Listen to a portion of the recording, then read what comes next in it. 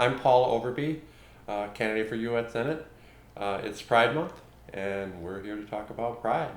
Happy Pride Month. Yeah. My name is Dani Austin. I am a Indigenous transgender artist, and I live in Minneapolis. And happy Pride. Happy Pride. These are challenging times. Again. You know, we're not social distancing again. Mm-hmm. That's okay, but we got all the medical screenings, so not to worry. Absolutely. Well, you look great. Thank you. You as well. Yeah. So, you know, I look at Pride from a historical perspective. You're younger. You see things more from current events, I suppose. So, in view of what's going on today with all the protests, I think about Stonewall. And that too was a protest against police brutality. Yes. It's kind of mirroring what we're seeing right now. Yes, and a lot of people, I'm surprised a lot of people have never actually heard of Stonewall outside of the LGBT community. Well, that's understandable because it's not a topic that's discussed in schools. You know, it's, for the most part, what I've noticed is the people who know about Stonewall riots are people who were really close to it and who know of people that were involved. And it's kind of a generational thing.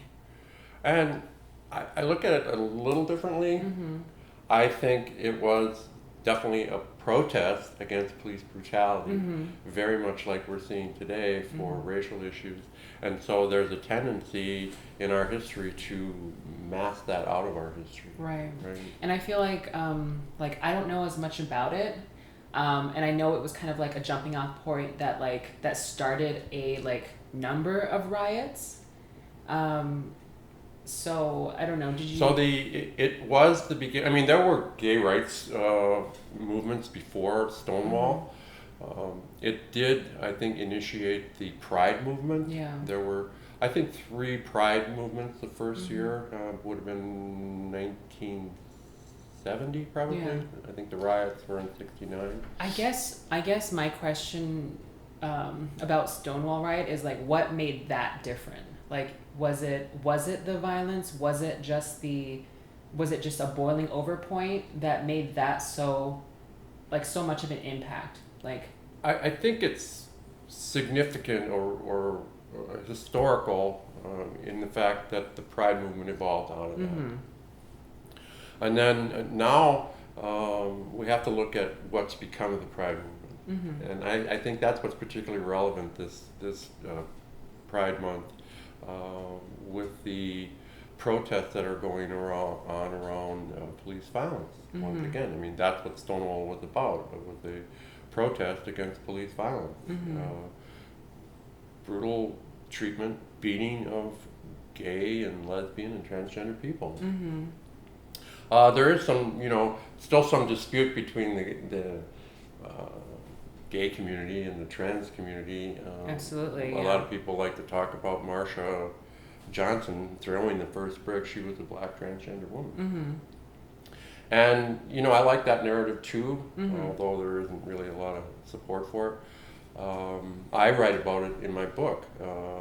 When I was transitioning back in 2000, 2012, it was black women of color, transgender women of color that were leading the movement. Absolutely, yeah. That's what I was reading about online, was that they were very influential in kind of getting the momentum going. Yes, and that was true then. I think it's still true today. It was certainly true in 2014. We had Orange is the New Black with Laverne Cox, right?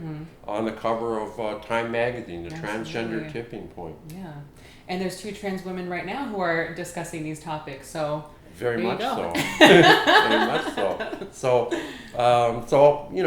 you can give me what your perspectives are today, without all that history. You're probably not all that familiar with all that history either. I mean, like I was telling you earlier, I do believe that it's a subject that needs to be talked about in schools. I think it should be covered in American history, in public schools, because it is such a huge, starting off point for gay rights, and it's just crazy that this isn't common knowledge. You know what I mean? Unless you're invested in the community itself, like, you know, how many people really know about Stonewall riots and what that means?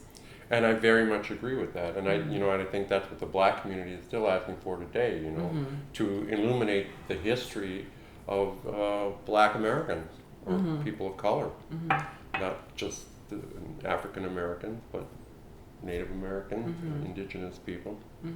So I think there's two ways to quell a movement, right? You can squash that movement, right, with a lot of police violence, which is typical of our history, very violent, or you can assimilate that movement, which I think is what has happened with Pride movement, right? The gay rights movement was, even though it was led by women of color, transgender women, it was very much dominated by white gay males, I think. Absolutely, yeah. And so we've seen that assimilation of gay pride, right? And pride itself has become very much of a corporate celebration. Right? Absolutely, and that's what we were going to talk about today is like the evolution of pride, you know, and that's a question that I have for you, you know, because I'm sure you've been to many different prides throughout your lifetime, and like, what did it look like back then, and how have you seen it evolve to what it is today? So, you know, I wasn't involved in Pride early on, although I have a lot of friends that were, and so I have firsthand stories of what it was like. I know here in Minneapolis, there were 40 people at the first Pride Parade. Half of them... 40 people? 40 people. Couldn't even fill Pride Loring Park. That's like a classroom. but only half of them marched, right? The other half stayed behind to bail them out of jail. Oh, okay. If they got attacked by the police. Which those people in our community those are the pillars of our community, the ones who bail us out. Yes. And that's happening still today, right? You have Freedom in Minneapolis or something. I forget the name of the organization offhand. I wish I had the right name for the video, but that's what they do, right? Is pay bail for people, pay attorney's fees for that purpose. But the point being is that it was a protest, right? It wasn't a celebration like it is today. And so the gay rights movement, the LGBTQ movement, has really lost a lot of its effectiveness as a movement for change. And that's, I know a lot of people I talk to in the LGBT community are feeling that, right? It's like, maybe we need to get back to our roots. Maybe we need to get back to social change movement. Right? Yeah. I mean, that's kind of what you hear from the other side, the people who don't see the value in pride. Is just like, okay, well, you know, to them it's like, you have all your rights. You know, what are we here for? Because it just feels like a frat party, like, you know, it's a drinking holiday. That's what I hear. A lot of people, you know what I mean? hear that a lot myself. And to some extent, I see that. You know what I mean? It's like, where is the activism? Where is, you know, the heart of what this really means? Like, it does just feel like a giant, you know, party, you know, in the middle of the park. And for Minneapolis, like, you know, we should be at the forefront of, you know, bringing pride back to its roots and what it means, because this is such a city that's just like, that's, you know, saturated in activism. And especially with what's going on today, this is the turning point where we can take that back into that direction that it once was. And a lot of people are feeling that way, and I do see some of that, actually. I actually had a float in the parade 2 years ago. I remember. Yeah, that was the year that Thurman Blevins was shot in the back by a police officer. There was a large protest at the Pride Parade that year. A lot of that sentiment out there, and I think very much so today with what's going on in black liberation, I guess. So Paula, we were talking earlier about your background with activism and the movements that you've seen during your lifetime. which you talk about in Which I your do book, talk about The in the Transgender book, Myth. Yes. Do you mind discussing that with our viewers? Not at all.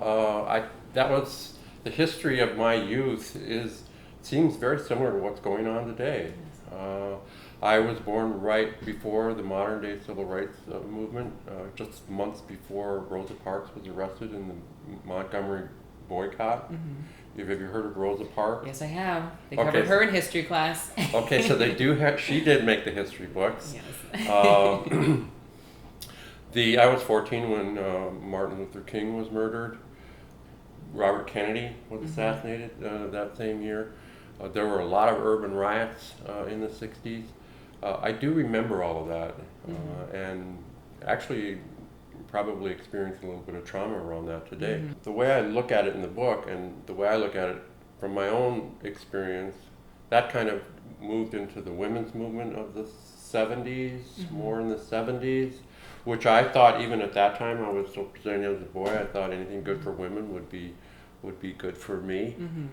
And then I think that was kind of displaced a little bit by the gay rights movement, which started with Stonewall in 1969. Then I got married, right? And kind of there's a big gap in there in my activism. I did come out early 2000s, started presenting as a woman, living as a woman. Been politically involved now since 2012. So that birthed Paula Overby. Yes. The activism. Yes, and everything you witnessed. Yeah, it makes sense that you're very political then. I think it fits well. It definitely fits well with, of course, that was the Vietnam era as well, which I also talk about in the book. Very different experience. It's somewhat analogous to the pandemic today, right? We had daily body counts of the Vietnam War. We saw our friends going off to war. We saw them coming home in caskets. There were a lot of anti-war protests.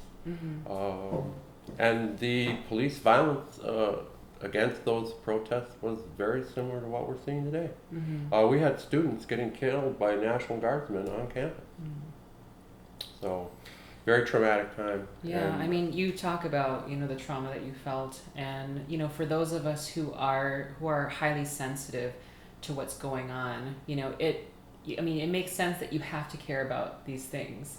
And, and the only way to really make those changes and to try and better the world is by engaging in politics, is by voting, and so it's great that it is important, yeah.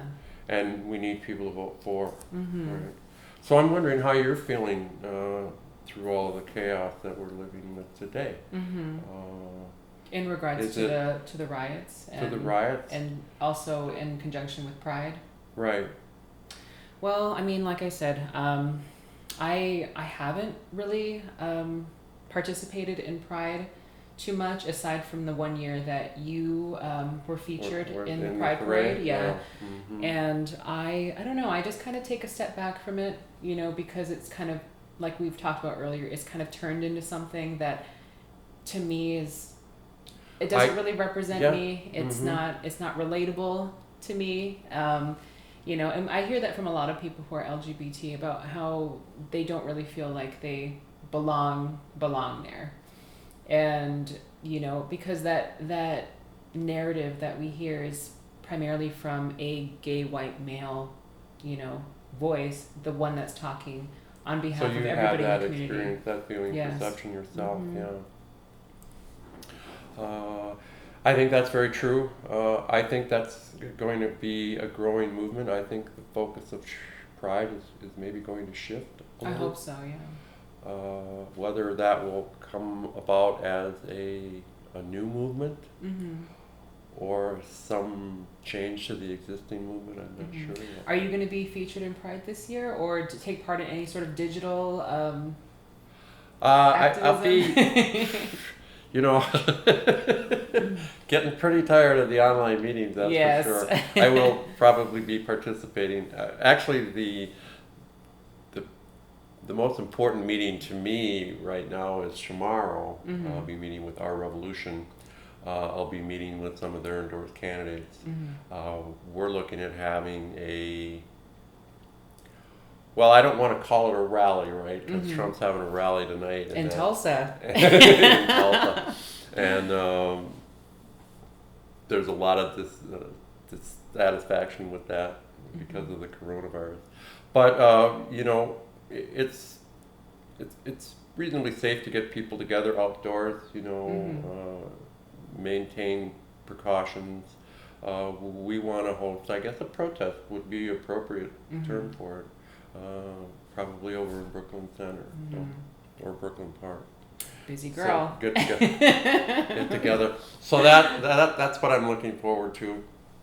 The pandemic has been really tough on this campaign. Been really tough on a lot of campaigns, right? Particularly, and the progressive candidates in particular, right? A lot of whom are in it for their first time, right? And this is what they have to deal with. So. But how about you? Are you attending any Pride events? No. So, yeah, I know you have a strong emphasis on trans woman identity, feminine identity, and I definitely lean that way myself. I mean, I am very engaged in the trans community. I support all trans women despite political affiliation. I think it's great when you have trans women in particular who just have outspoken, unwavering opinions. And I mean, and just women in general. I just think that women we should garner women's voices more and promote them. And you're a person of color too, so those voices still are not getting enough volume in any of these, in the LGBTQ movement. Oh, we're trying.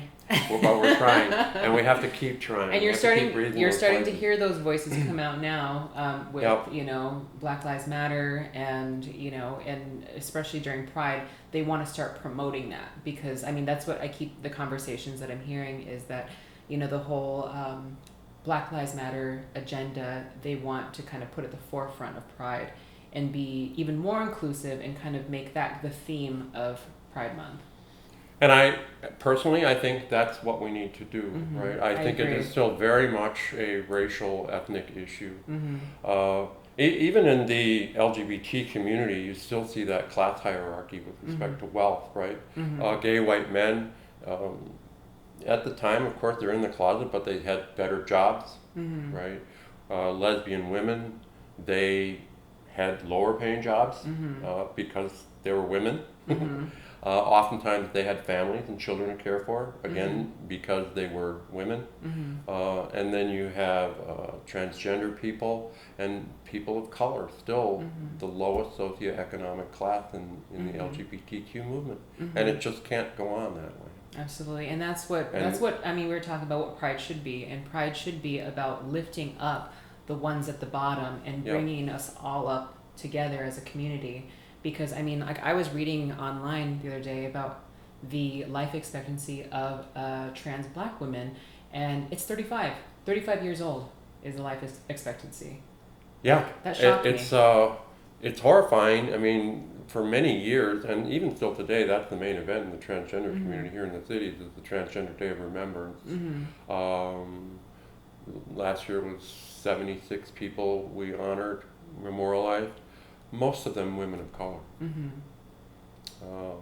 So I very much agree with you.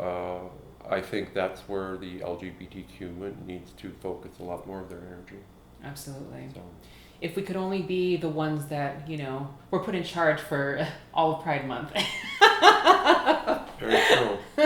So, proud to be representing that community. Absolutely. But I also feel that we need to change our focus, right? So, Paula, we already kind of talked about a few things that you cover in your book. Where can our viewers buy the book? Well, it's also available at libraries in the Twin Cities area. It's available at Mayday Books in Minneapolis. And it's available online, of course, with most major booksellers. Where can we find your work? Okay, well, I have an Instagram, and you can just search my full name, Dani May Austin, Dani, May like the month, and Austin like Austin, Texas. And I'm also on Facebook. Thank you very much. Yeah, well, thank you for having me again. That's Happy Pride Month. Happy Pride Month. Pride.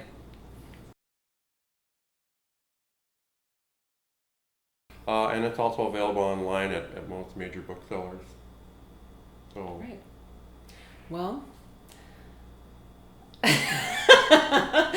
let's do that whole thing again, because it's just like I feel like I'm like too close to you too. So what's next? What comes after that?